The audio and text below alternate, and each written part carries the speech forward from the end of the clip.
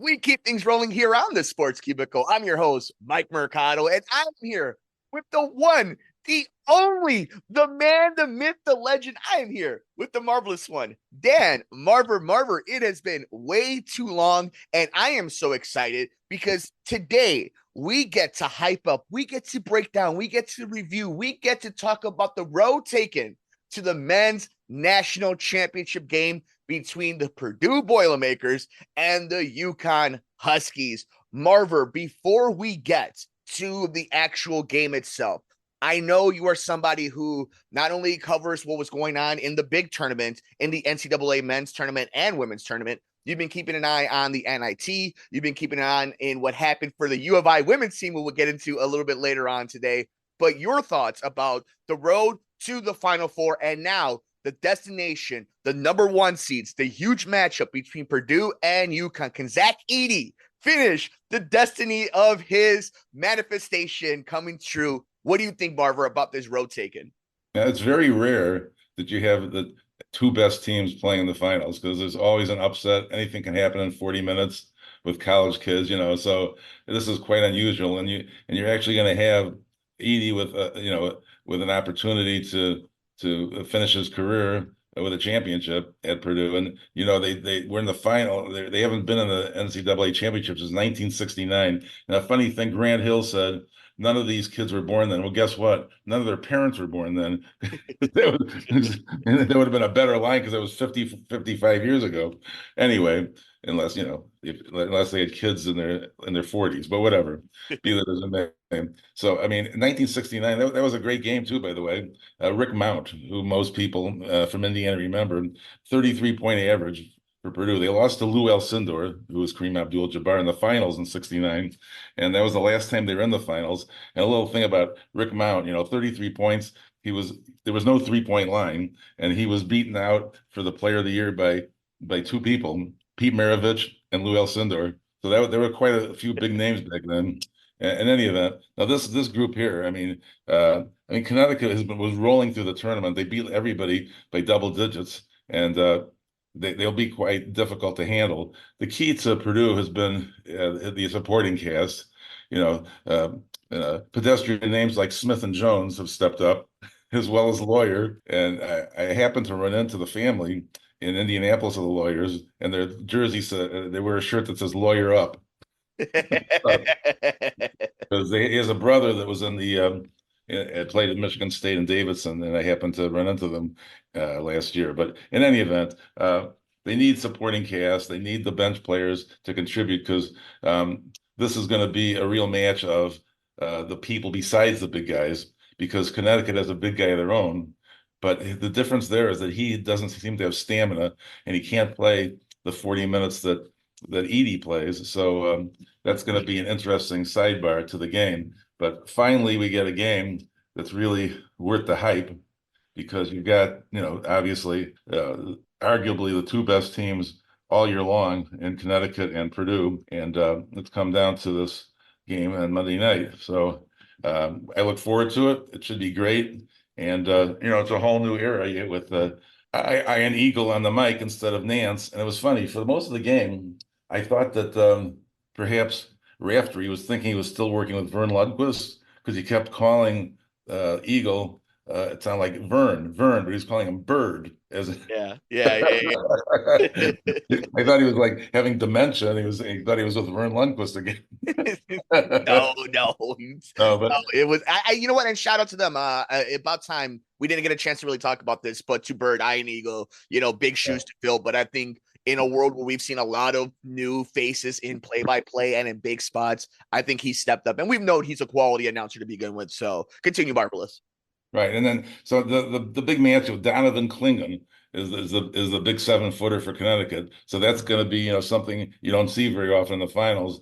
It goes back to the old days, thinking of Lou Alcindor with Elvin Hayes or somebody, where the two big centers are featured. And again, it will be completely about the supporting cast, in my opinion, as to how well they shoot from the outside. Because in general, Connecticut has a better shooting percentage as a team than Purdue. But during the tournament, Purdue has done much better with if they can hit some threes, that will either team that will bring the defense out, and the double teams that they'll have to send down in the paint will allow some openings. And both the centers are terrific passers too. So it should be an outstanding game all the way around.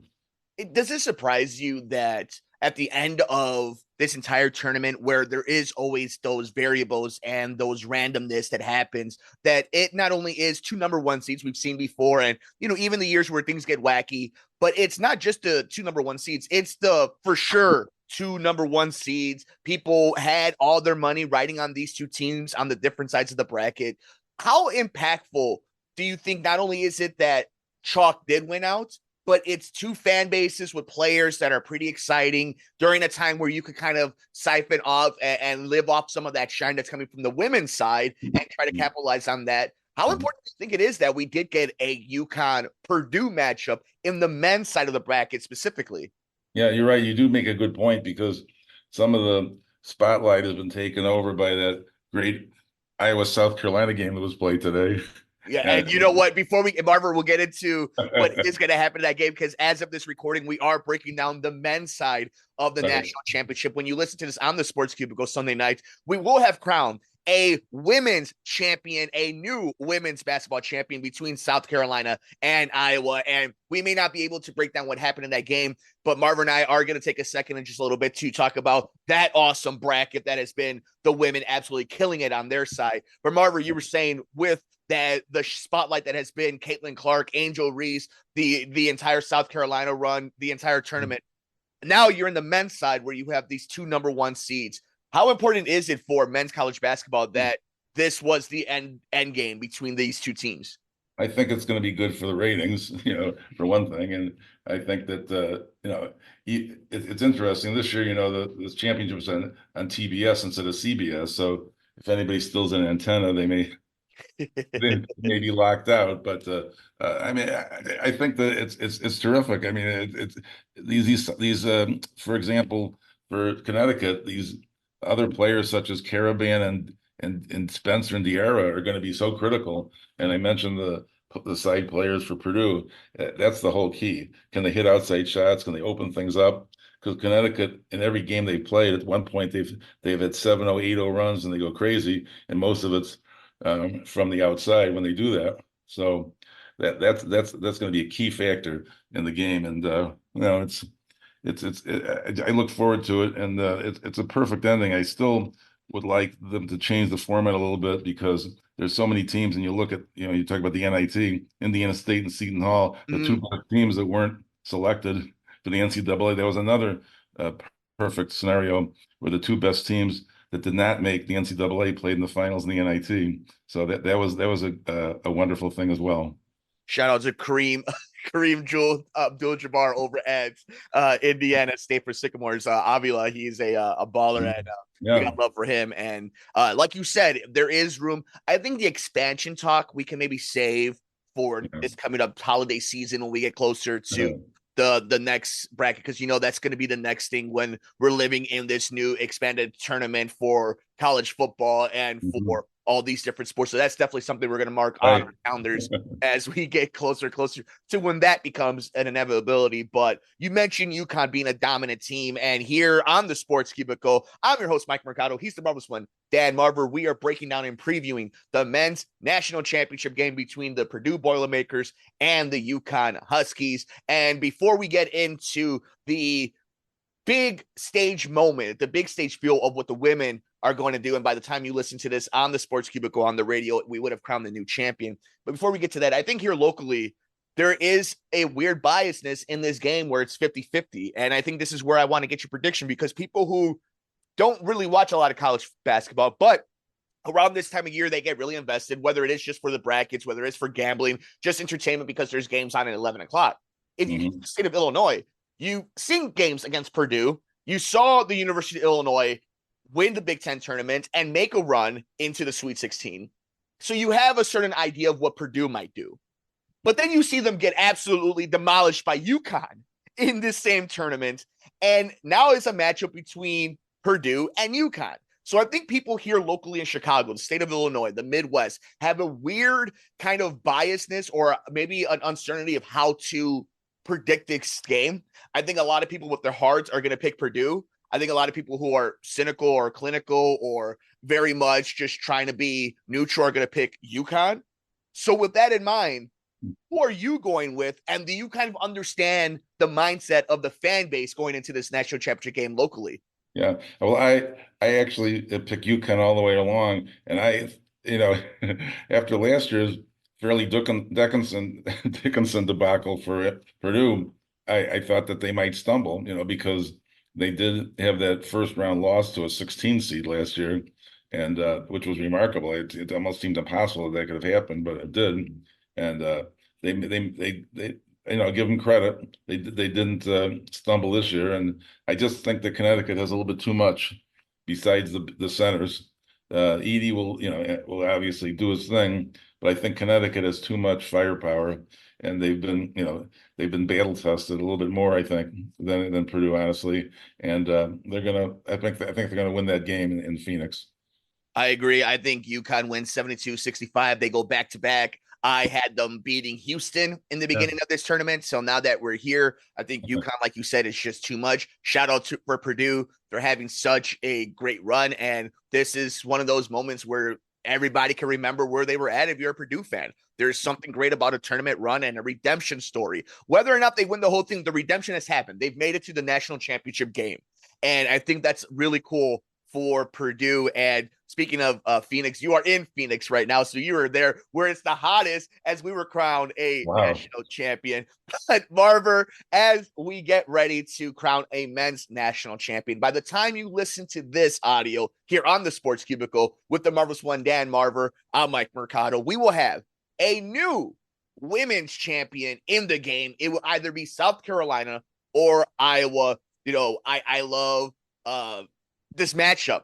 I think there's something really cool about the Caitlin Clark story if you take away all the noise of, the Angel Reese drama because here's the thing, Marver, and I only want to spend a second on this because we've already done a whole segment about this particular, but all the stories that are legitimate off the court, the things that get people talking, the things that are news related, social related are all true. But now that we're at a game now where it's just a basketball game, 4 quarters, somebody gets to win a national champion. Somebody gets to solidify their legacy. And at this point right now, I think you have Dawn Staley on the other side for South Carolina, who's going to make a great matchup against Caitlin Clark. And Caitlin Clark, this is her moment. She beat and her team and their redemption story of getting through LSU, getting to the national championship in this season where you've broken all these records and you have the establishment, but not the establishment in a way where it's like Darth Vader. People like South Carolina. South Carolina is a likable team with likable coaches, and they have that good vibe opposed to, like, let's say LSU, which there was a lot of weird tension going on there. So here we are. I think regardless of how it plays out, basketball won. And I also am a realist. I understand it's star driven. So next season may not be the exact same way. But for right now, this moment, it's the biggest talk in sports. Your thoughts of what the women did this past tournament? I actually would like to mention Caitlin Clark, outstanding, beat Pete Maravich's all-time record, even though, Pete only played 3 years and had no three-point line, but whatever. She's partnered with 11 companies at least, including Gatorade, Nike, and State Farm. She had an estimated NIL valuation of just under $1 million before she broke Maravich's record. It's now skyrocketed to $3.1 million after making more history. She's actually Angel Reese was ahead of her before she got some more endorsements. And so she's never, the young woman has never had a job. And so this NIL thing, I've done some research into it, and that it's just pretty amazing that the athletes can now use their name, image, and likeness. And in her case, it's amounted to over $3 million. And God bless her. In terms of, you look at it, I told my daughter, for example, who's a girls basketball coach, this is going to be great for you because you're going to get more girls interested in basketball. You're going to probably have like 20 more girls trying out. So I think that this is going to be a boom all the way down the line, for girls, young girls, women in terms of basketball, because, this has really put a spotlight on it. So no matter what happened in the game, I think that it's on ABC, it's not on it's not on cable, which is funny because the men's game is on cable and the women's game isn't this week. Bingo. Yeah, so that tells you something right there. And I think that's just it, right? And we mentioned it last week. It has now become mainstream because basketball is so universal, not just for what country you play at, not just for whatever your financial economic situation may be. It's also very much inclusive for gender. Anybody can become a sharpshooter. Anybody can have awesome lockdown defense. Anybody can get themselves to be a master at dribbling with handles and being able to see the court and run fast and be athletic. And that is what you're seeing right now. And I think this is the best of all worlds, Marver, where there's so much gray and so much bad when it comes to the nastiness of people taking advantage of these student athletes with NIL deals in some situations. And then some situations where you see these superstars who have elevated everybody kind of get rewarded before they make that next step into their professional life. And I think that's what's been great. So shout out to the women, shout out to that awesome national championship game that we are going to get to, an awesome Final Four, to an awesome tournament on the women's side. And shout out to the dudes. The dudes did it as well. It was great. This has been an awesome tournament, even though the basketball may not always be the most top tier. It is always fun to watch intense basketball. And speaking of basketball, Marver, last thing on the docket, we only got a few minutes on it, but you know what? They deserve it. The University of Illinois women's Fighting Illini team won the inaugural. Yeah. Yes, that's right there. The first ones ever win the inaugural women's basketball invitation tournament with a 71-57 victory over Villanova at Hinckley Fieldhouse in Indianapolis. And the first time the program has won a championship like that.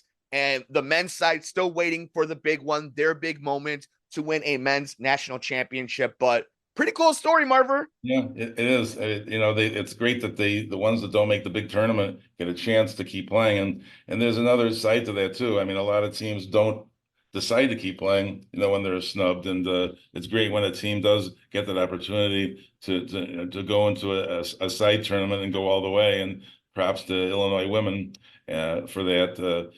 So hats off to them. And it's a real Wild West. Going out there in college with with the portal and the NIL and everything else, and the extra COVID year. I don't know how many more years they're going to say the kids played during the COVID year. Is it going to be the year 2050 and they'll give them the fifth year still? It's crazy. It's crazy out there.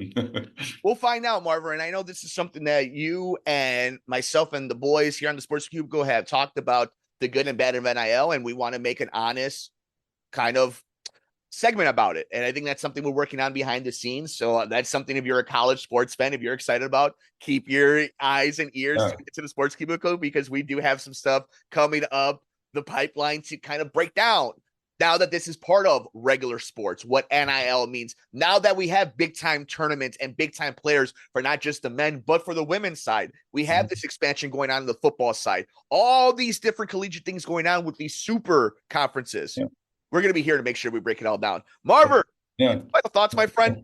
I'll tell you what, I in my a man on the street job, I ask people don't even know what NIL means or stands for. I'm the average person, and there people come up to me and say, "Oh, how about that Caitlin Clark?" And it's like they've discovered her, but she beat the freshman scoring record 3 years ago, so she's not actually a new news item, but just spotlight's been put on her. And is it talent, or is it because she was back behind the barn shooting 53 pointers a day, in a row? I mean, it's a question for me as to how you develop that Stephen Curry like skill to shoot 3-pointers from the logo. It's just, it's uncanny. It was funny because the announcers in the semifinals, she's unbelievable. She's possessed.